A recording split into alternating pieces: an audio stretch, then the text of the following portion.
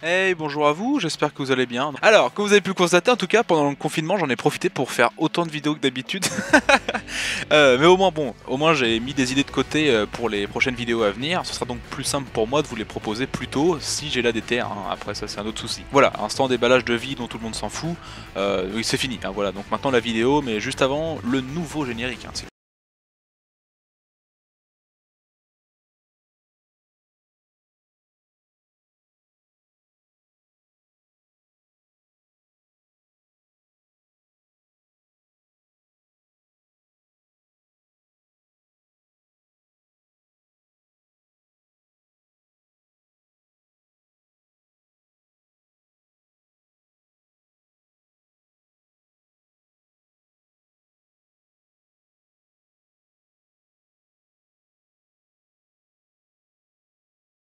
Cet épisode dans le contexte, Shinya Kogami est un personnage de l'univers de Psycho Pass, un animé paru en 2012 touchant les genres de drame, thriller psychologique, action et science-fiction, et comme thème policier, crime et cybernétique. La trame de l'animé commence en 2112, soit pas un futur giga proche non plus. Et géographiquement parlant, c'est au Japon, dans une société surveillée par un système d'analyse en temps réel du taux de criminalité, aussi appelé teinte, du nom de Sibyl. Pour plus d'informations, je vous mets la vidéo dans laquelle j'en ai déjà parlé, où j'ai présenté d'autres animés en fiche juste au-dessus. Shinya Kogami est l'un des exécuteurs de l'équipe 1 du Bayern, enfin moi j'aurais bien voulu, mais sinon de l'unité 1 de la brigade anticriminalité de la sécurité publique.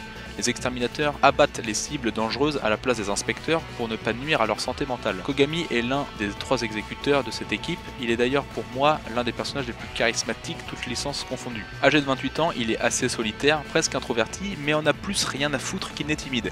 Il est de signe lion et de groupe sanguin B, voilà j'ai trouvé ces informations en écrivant la vidéo. Je sais pas à quoi ça va me servir, mais bon tant pis. Et à son entrée dans la sécurité publique, en tant qu'inspecteur, il est âgé d'une vingtaine d'années et est vu comme un jeune prodige. Il se lie d'amitié avec un autre détective de la même section, Nobuchika Ginoza. Ensemble, ils font leur première preuve et s'imposent vite comme un duo redoutable. Très rapidement, Kogami remarquera, comme Akane Tsunemori plus tard, les failles douteuses de Sibyl, remettant en cause sa légitimité et sa justesse. C'est en se penchant davantage sur ses soupçons et ses doutes à propos de la fiabilité du système que sa santé se dégrade peu à peu jusqu'à ternir son mental et atteindre un taux de criminalité trop élevé pour garder ses fonctions d'inspecteur. Il s'éloigne donc de Ginoza et, plus tard, il rejoint à nouveau l'unité 1 sous l'étiquette de chien de chasse de la sécurité publique ou exécuteur, pour pouvoir continuer à enquêter, mais cette fois-ci sous les ordres de son ancien frère d'armes. Bien plus sombre, bien plus à l'écart qu'auparavant, ses talents quant à eux n'ont pas perdu de leur mordant. C'est à la fin de la saison 1, après que l'unité 1 ait arrêté Makishima Shogo, un meurtrier qui a donné du fil à retordre à l'unité 1, mais qui, parce qu'il avait le plein contrôle sur son taux de criminalité et qui par conséquent a échappé au système Sibyl, que Kogami et Akane, avec en prime plus de réponses sur le système Sibyl, que Shinya, épuisé et à la fois soulagé, décide de partir, autre part, laissant derrière lui son équipe, son ami, son métier et le terrain de jeu de ses talents. Peut-être pour prendre du temps pour lui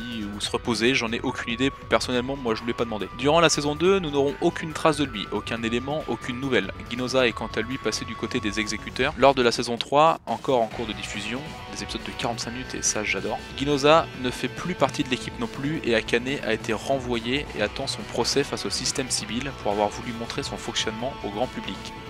Après une saison complète sans avoir vu Kogami, nous pensons à un départ définitif. Les fans sont tristes, déçus, parfois même se déchirent d'amour pour cet homme. Les e-girls vont jusqu'à sécher leur tanga, mais il faudra attendre l'épisode 3 de la 3ème saison pour que Shinya Kogami réapparaisse et redéclenche les hormones les plus intenses des téléspectateurs. J'aimerais qu'on revienne sur cette tentative de voix de télévision, c'est horrible, c'était nul à chier.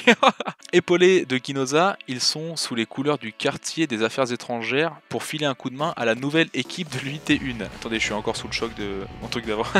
Mais ils sont plus dans l'ombre et surtout, ils ont plus la limite du système Sibyl et seul l'humain décide du sort des criminels, terroristes ou autres enculés de la société. Il aura quelques nouvelles apparitions et pour être franc, la première fois que je l'ai revu, j'étais sur le cul et trop content car les nouveaux personnages ont un charisme vraiment différent et du coup c'est une psychologie différente mais trop intéressante dans la saison 3. Petite mention spéciale à la saison 3 justement qui est hors norme et incroyable. Une trilogie de métrages de Psycho Pass est sortie d'ailleurs courant 2019 nommée Signers of the System, respectivement appelée Le Premier Gardien, Crime et Châtiment et Par-delà l'amour et la haine, le premier étant un préquel de la série, le deuxième qui suit la saison 2, et enfin le troisième qui annonce la saison 3. En tournant cette vidéo, j'ai pas vu ces films, je les ai pas trouvés encore sur internet, du coup j'ai aucune connaissance, je sais pas du tout ce qui se passe dedans. Du coup je mettrai peut-être un lien si je trouve dans la description, ce sera peut-être mis à jour dans les semaines à venir, j'espère.